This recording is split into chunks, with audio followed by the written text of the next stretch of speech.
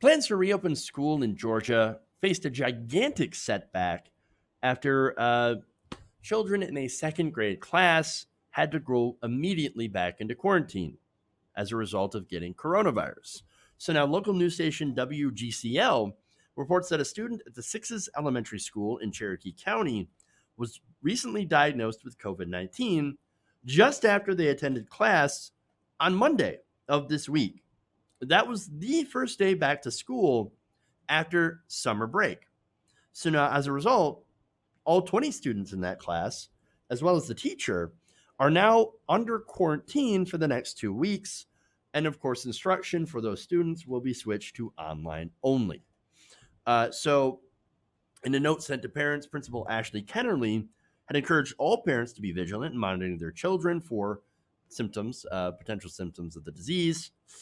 Students should remain at home if they're exhibiting any symptoms of COVID 19, including fever, new or persistent cough, headache, loss of taste or smell, fatigue, and or stomach issues. And of course, that's good advice. Problem is, not every child is going to have symptoms. And still, the thing is, children are vectors of transmission.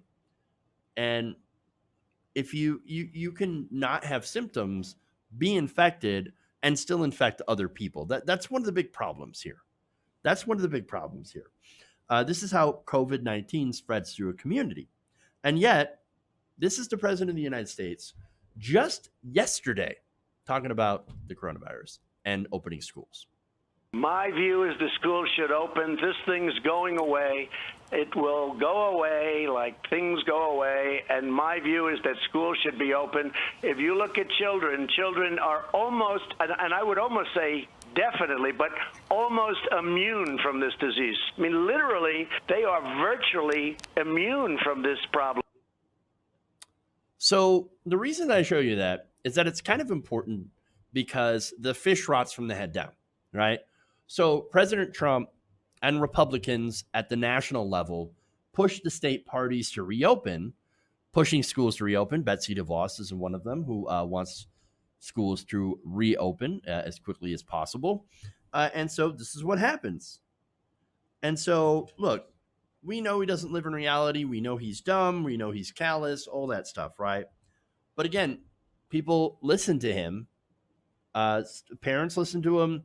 The elected officials listen to him.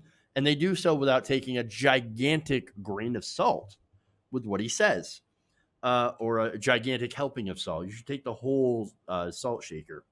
I mean, if you're unironically quoting something that he has said, and you're actually like, no, you don't understand. The president said it was okay. No, it's not okay. You're putting people in danger. Not a good thing. Luckily, idiocy isn't terminal. You can fix that a lot easier than you can fix COVID-19. These children, I mean, look, this should be a wake-up call, okay?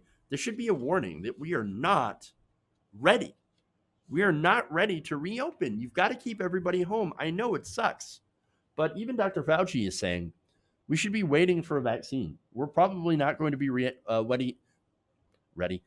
to reopen until we are basically, until we have a vaccine. We're not going to be ready to reopen. And that's obviously terrible and crappy in the short term, but this is our reality. I mean, look, conservatives are partly right.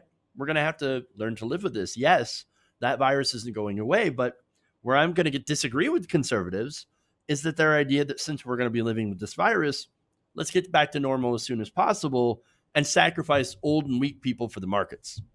No. We have to lock down.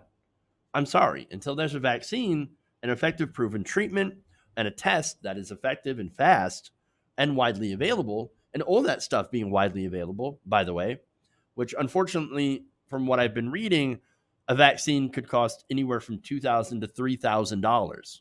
So really, it's not available and will not be available for the masses amount of people. So absolute disaster. And we're not going to be able to open up until everyone has that. We've got to bring that mortality rate significantly down.